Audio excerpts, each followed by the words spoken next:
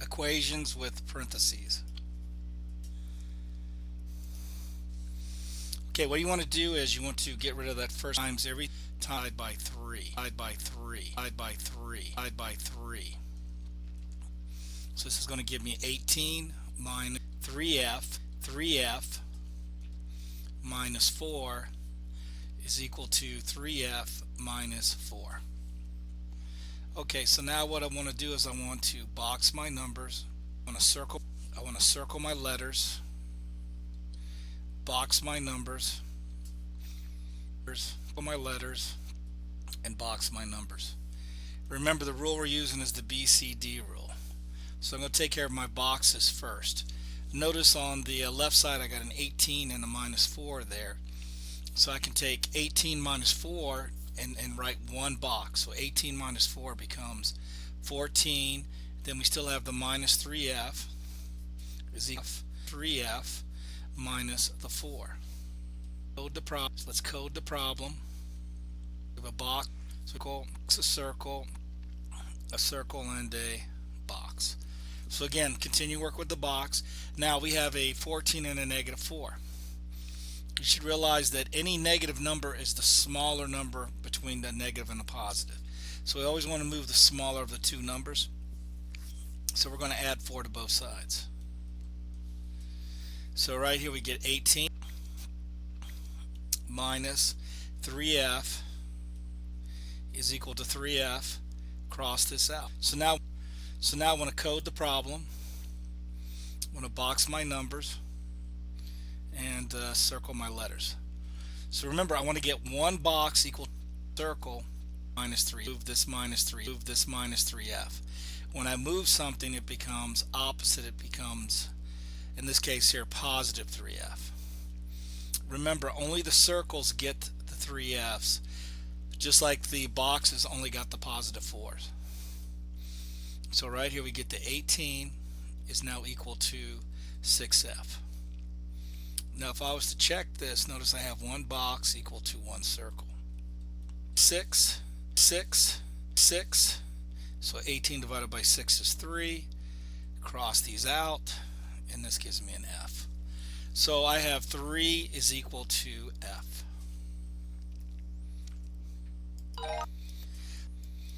Let's go to the next question. So again, I have a parentheses here, so I'm going to take care of that parentheses.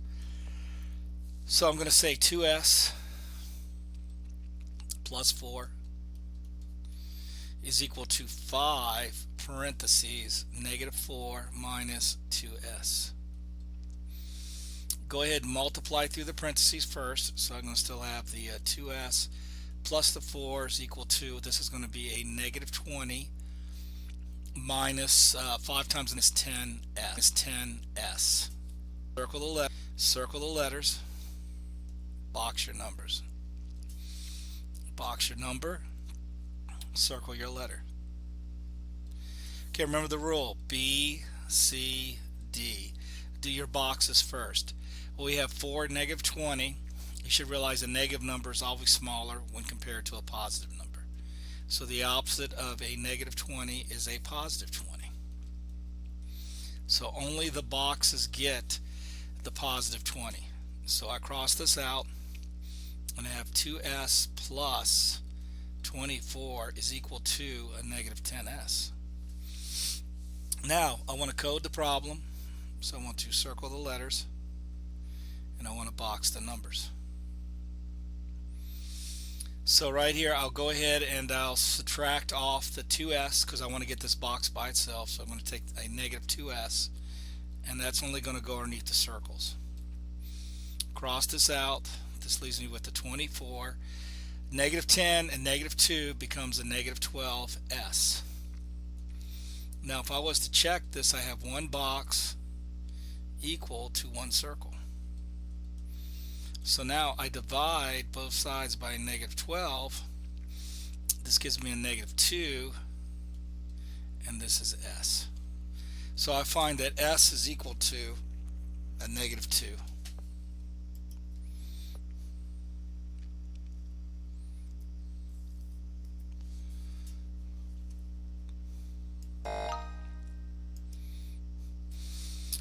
Okay, let's go to the next problem. We have 8 times 10. So 8 times 10 is 80 minus 8k is equal to 2k. So we go B, C, D. So we're going to box our numbers, circle our letters, and circle our letters. So with the boxes, there's only one box. We don't have to worry about that, so we can move to C, the circles. Notice we want to get this 80 by itself, this box by itself, so we got to get rid of the minus 8k. So I'm going to add 8k to both sides. Cross this out. This leaves me with the 80 is now equal to 10k. So I want to box and circle and circle. So now I want to divide both sides by 10. So 80 divided by 10 is 8. Cross these out, and this is k. So k is equal to 8. Let's go to the next problem. Okay, again we have a parenthesis, so we actually have parentheses on both sides. So we're going to multiply through by this 6. So 6 times a negative 2g is a negative 12g. 6 times a negative 1 is going to be a negative 6. Now this is a negative 1, so that's going to be a negative 13g followed by a negative 2. Because I took negative 1 times 13, 1 times 2. So now what I want to do is I want to circle my letters. Then I'm going to box my numbers. Circle my letters and box my numbers.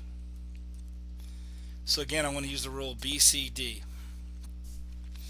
So my boxes here, now I've got a negative 6 and the negative 2. And you want to figure out which number's smaller. Well, some people might say, oh, it's going to be the negative 2.